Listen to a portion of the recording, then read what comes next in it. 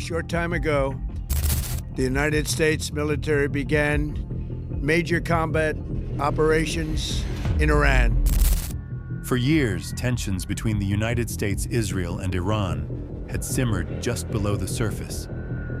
Missile tests, proxy attacks, cyber operations, and shadow conflicts across Syria, Iraq, and the Persian Gulf had become routine headlines.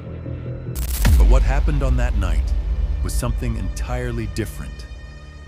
According to Reuters and several regional outlets, the first wave of coordinated strikes began shortly after midnight local time, targeting multiple military installations across Iran almost simultaneously.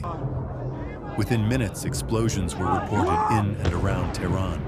The opening phase of the operation, reportedly planned jointly by US and Israeli military strategists, was designed to overwhelm Iran's command and control structure before the country could respond effectively.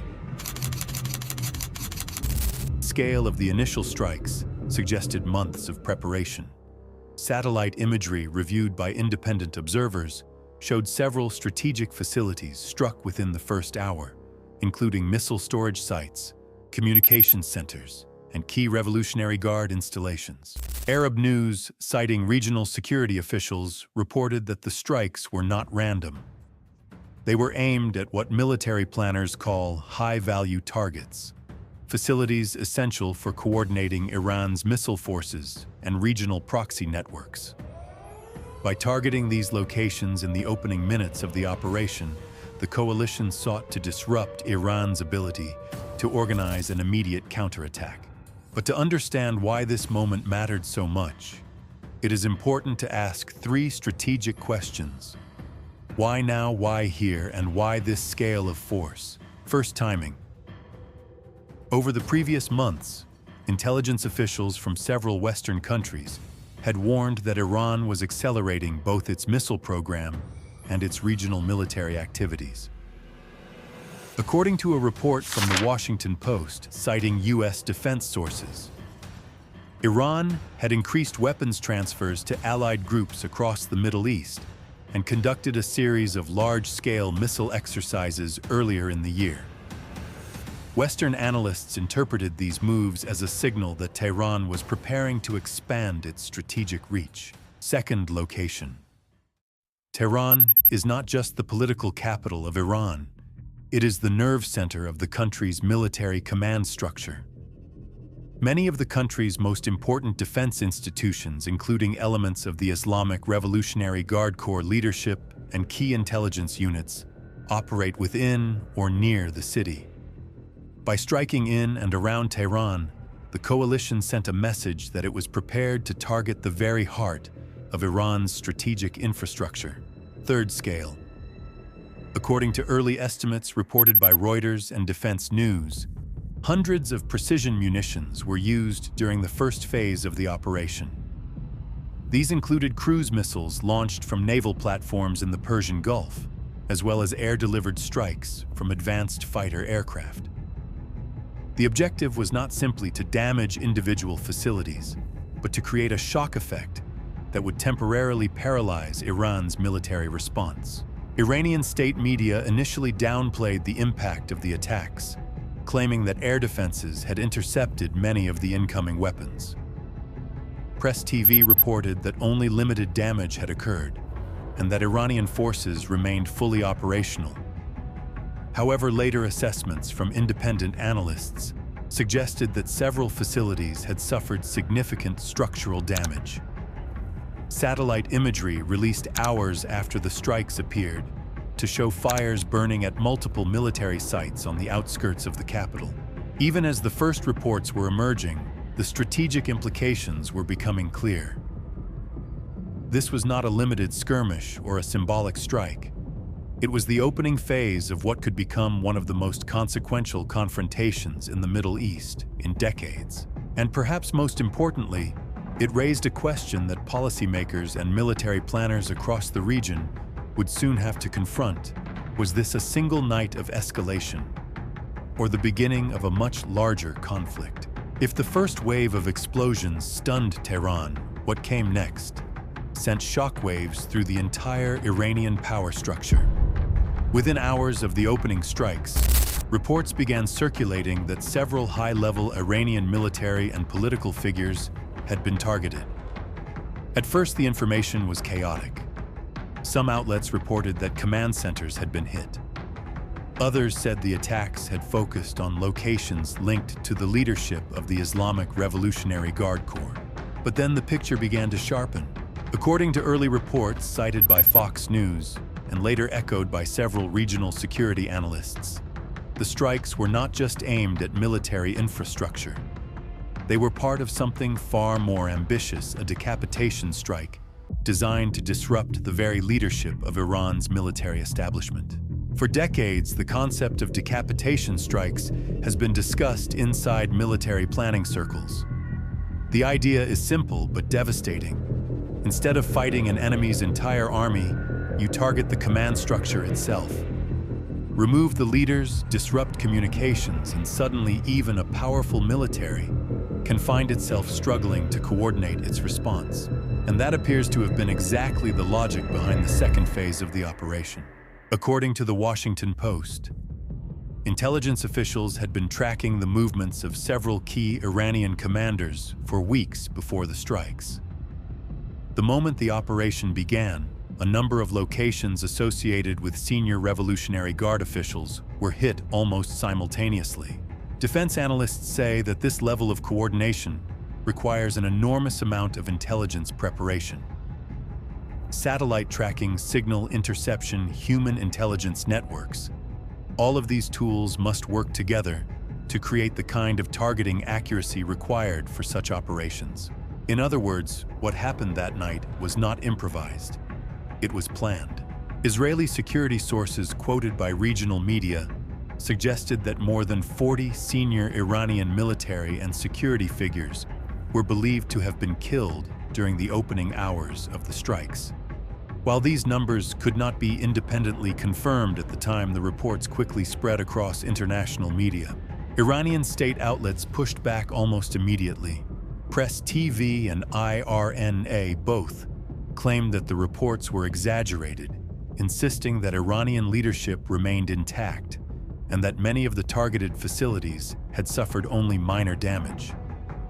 According to these outlets, Iranian air defenses had intercepted several incoming weapons, but outside observers were skeptical.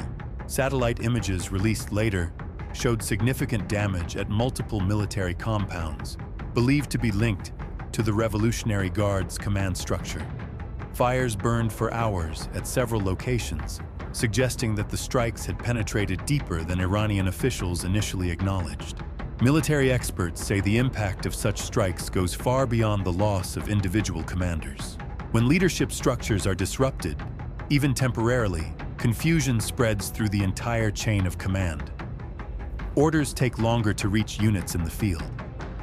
Communication networks become overloaded. Strategic decisions are delayed. In a highly centralized military system like Iran's, this kind of disruption can be particularly damaging. For Iran's leadership, the challenge was immediate and urgent: restore control before the situation spiraled further. For the United States and its allies, however, the objective was different. The goal was not only to inflict damage, but also to send a message that the coalition possessed the intelligence capabilities and military precision to reach deep into the core of Iran's power structure. And that message was being received across the region. In capitals across the Middle East, security officials were watching closely.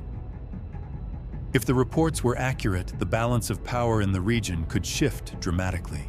Because when a government suddenly loses a significant portion of its leadership in a single night, the consequences can echo far beyond the battlefield. The real question now was no longer whether Iran would respond. The real question was how. By the time the sun rose over Tehran the next morning, the scale of what had happened during the night was only beginning to become clear. Initial reports had focused on explosions in the capital and the possibility that senior Iranian leaders had been targeted. But as new information emerged from military analysts and international media, a much larger picture began to take shape. This was not just a strike. It was a coordinated military campaign. According to early assessments cited by Reuters, the opening phase of the operation involved hundreds of precision strikes across multiple regions of Iran. Cruise missiles launched from naval vessels in the Persian Gulf struck radar installations and missile depots, while waves of fighter aircraft targeted military compounds and logistics hubs. Defense News later reported that the operation combined several different forms of warfare simultaneously: airstrikes, long-range missile attacks, electronic warfare, and cyber operations designed to disrupt Iranian command networks. In modern military doctrine, this kind of operation is known as multi-domain warfare, a strategy in which air, sea, cyber, and intelligence assets are used together to overwhelm an opponent before they can fully react. And in this case, the effect appears to have been immediate. Several analysts speaking to the Washington Post suggested that Iran's early response was slower than expected. Part of that delay may have been caused by damage to communications networks during the opening strikes. When command centers lose contact with field units even temporarily, it becomes far more difficult to organize an effective counterattack. Satellite imagery analyzed by independent observers showed fires burning at several facilities believed to house missile systems linked to the Islamic Revolutionary Guard Corps. Some of these installations had reportedly played a role in previous missile launches across the region. The strikes also appear to have targeted Iran's broader military infrastructure. According to regional security sources quoted by Arab News, several air defense sites and logistical facilities were struck during the opening hours of the campaign. These installations are essential for coordinating missile launches and protecting strategic locations from incoming aircraft. By weakening those defenses early in the operation, the attacking coalition likely sought to open corridors for further strikes deeper inside Iranian territory. Iranian officials, however, presented a very different picture. Press TV and IRNA both claimed that Iranian air defenses had intercepted many of the incoming weapons and that the country's missile forces remained largely intact. Iranian military spokespersons insisted that the damage had been limited and that Iran retained the ability to respond decisively. But outside analysts noted that such statements are common during the early stages of military confrontations. In wartime, governments often release optimistic assessments, while the full extent of damage is still being evaluated. Independent verification can take hours or even days, particularly when strikes occur across multiple locations simultaneously. Still, the broader strategic implications were already becoming visible. For years, Iran has invested heavily in missile technology and asymmetric warfare capabilities designed to deter powerful adversaries. These systems, combined with networks of allied groups across the Middle East, have long been considered one of Tehran's primary strategic advantages.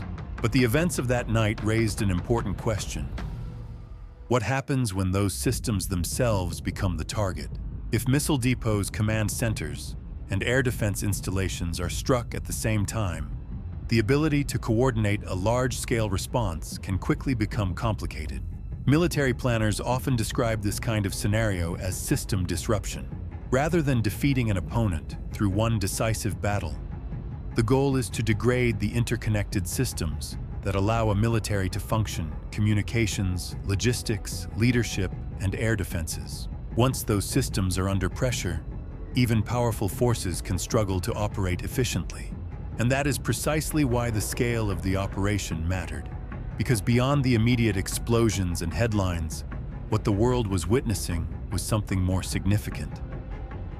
A test of how modern high-tech warfare might reshape the balance of power in the Middle East. Yet even as analysts debated the effectiveness of the strikes, another reality was emerging.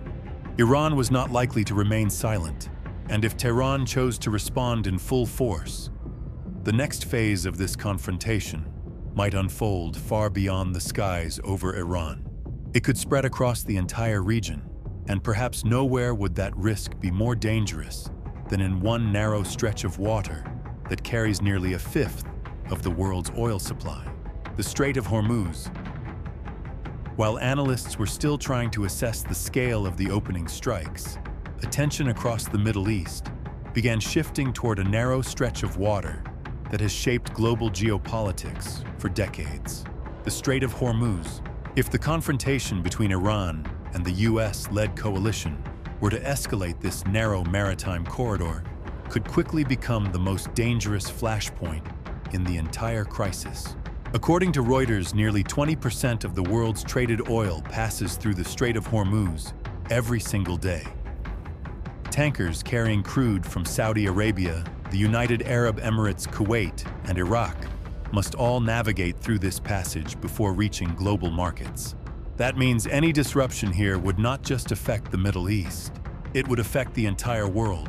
Energy analysts quoted by Bloomberg warned that even a temporary closure of the strait could push global oil prices dramatically higher within days. Markets have reacted to Hormuz tensions before, and each time the consequences have rippled through economies from Asia to Europe and North America. Geographically, the strait is deceptively small. At its narrowest point, the navigable shipping lanes are only about 2 miles wide in each direction. That makes it extremely vulnerable to disruption, and Iran sits directly on its northern shoreline. For decades, Iranian military planners have considered the Strait of Hormuz one of their most important strategic leverage points. The country's naval doctrine has long emphasized asymmetric tactics designed specifically for this environment.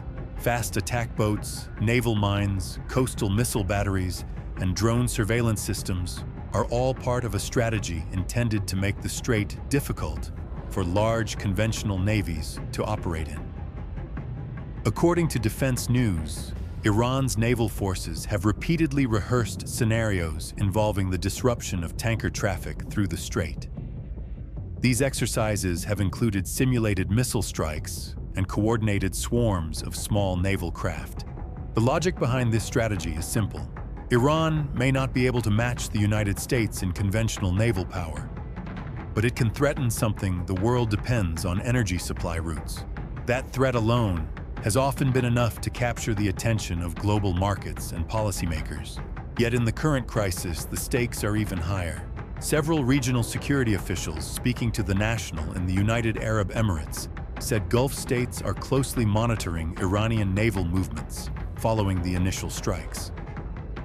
Any sign that Tehran might attempt to interfere with tanker traffic would likely trigger an immediate response from US naval forces already stationed in the region.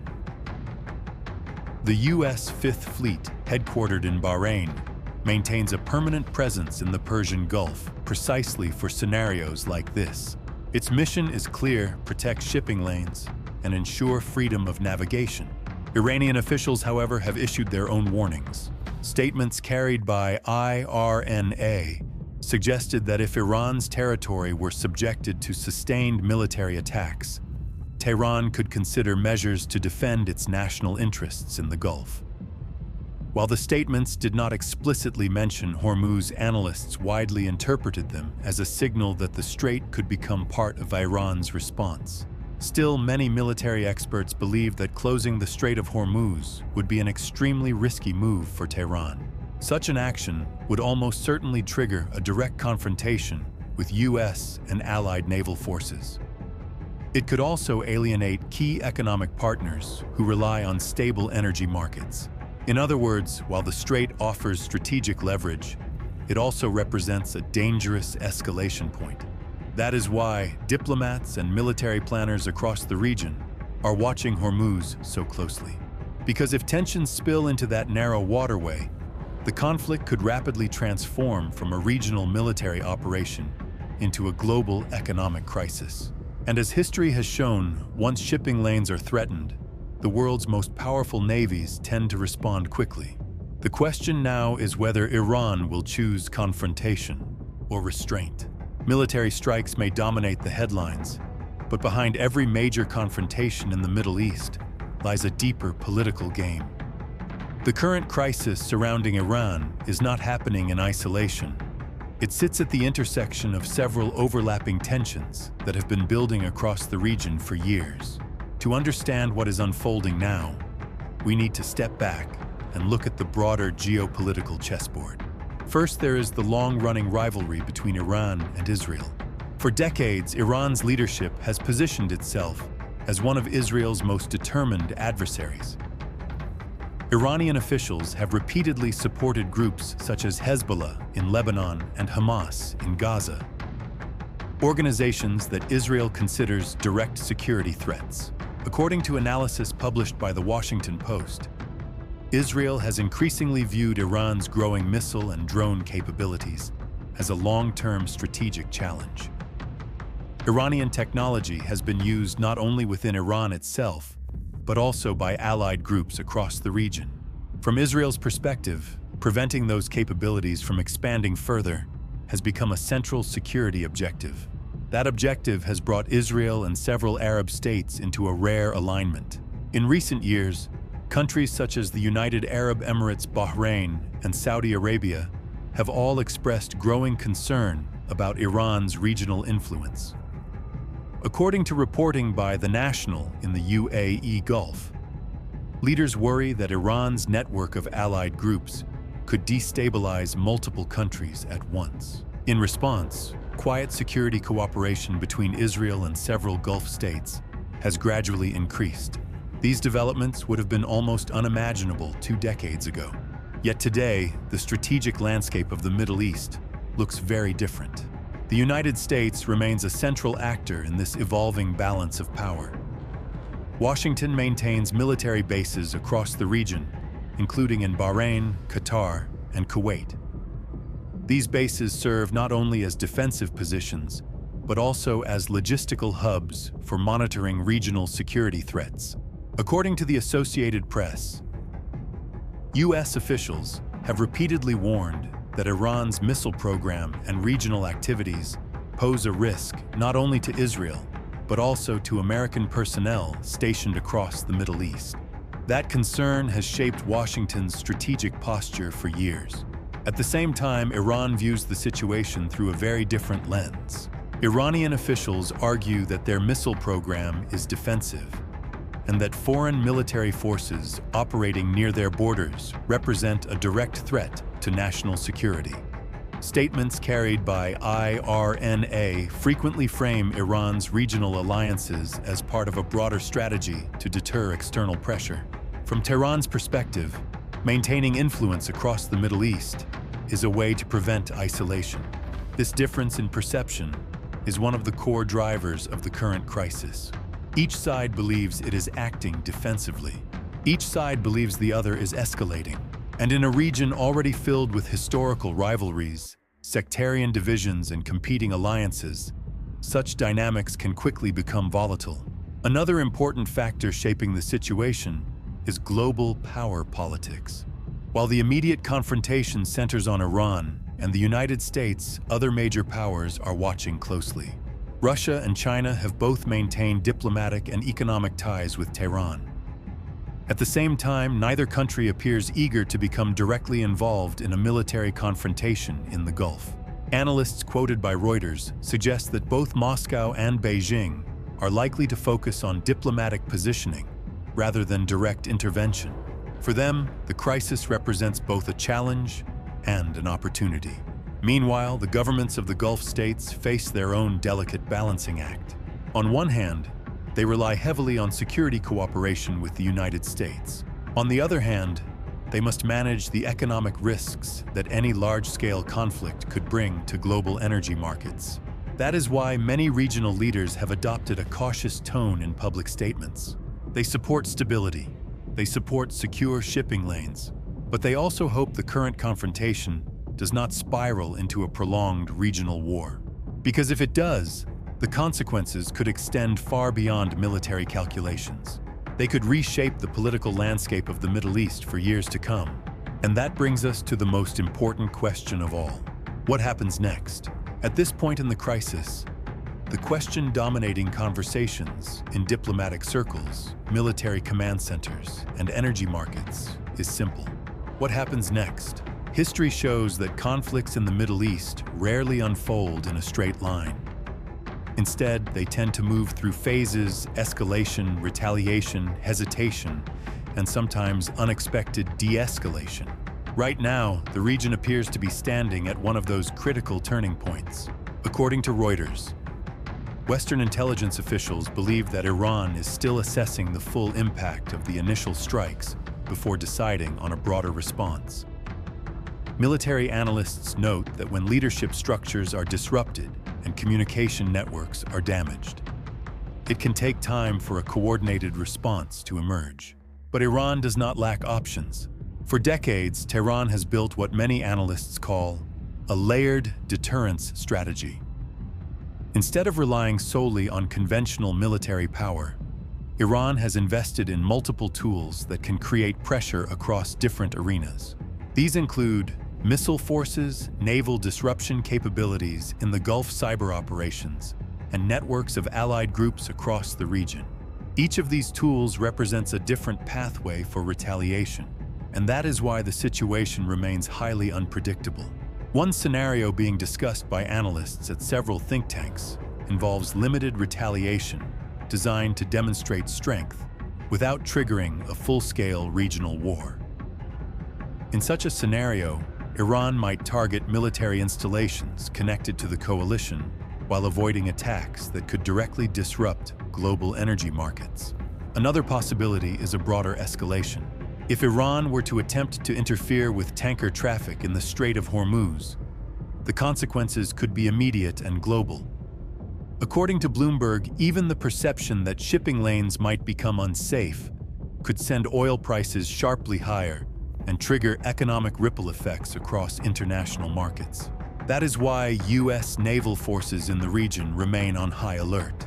The U.S. Fifth Fleet, operating from Bahrain, has long been tasked with ensuring freedom of navigation through the Gulf. Military analysts say that any serious attempt to close the strait would almost certainly bring a swift response from coalition naval forces. Yet escalation is not the only path forward. Some observers believe that both sides may ultimately seek to avoid a prolonged war. Large-scale conflicts carry enormous risks for every actor involved. For Iran, a sustained military confrontation could threaten critical infrastructure and economic stability. For the United States and its allies, a regional war could destabilize energy markets and draw additional actors into the conflict. Diplomatic channels, even during moments of tension, rarely disappear completely. According to reporting from the Associated Press, back-channel communications between regional governments often continue quietly, even when public rhetoric grows sharper. Such channels can sometimes create opportunities for de-escalation when both sides decide that the costs of further confrontation are too high. Still, the coming weeks will be decisive. If the crisis continues to intensify, the Middle East could face one of its most dangerous security moments in decades. But if cooler calculations prevail, the confrontation might remain limited to a series of strategic signals rather than an open regional war. In many ways, the outcome will depend not only on military power, but also on political judgment. The Middle East has seen many crises before. Some spiraled into wars that reshaped the region. Others faded after moments of dramatic tension. Right now, the world is watching to see which path this crisis will take, because what happens next will not only determine the future of Iran or the balance of power in the Gulf, it may also shape the stability of the global economy and the security architecture of the entire Middle East for years.